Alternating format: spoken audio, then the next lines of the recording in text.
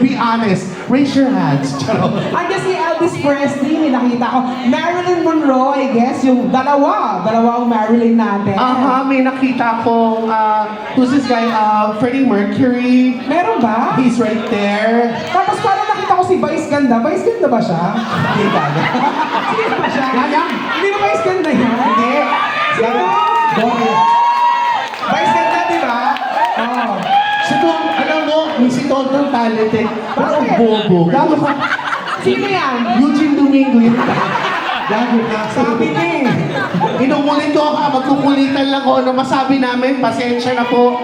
Bayad po kami to do that, okay? Walang mga ano yung, hindi ako magkakaroon ng passing tabi. Sasabihin ko kung ano nararamdaman ko. Dahil may barbecue na tayo!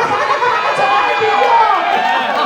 Yes! May kasamang sausa! Yung suka tumutulong aasin yung dance floor!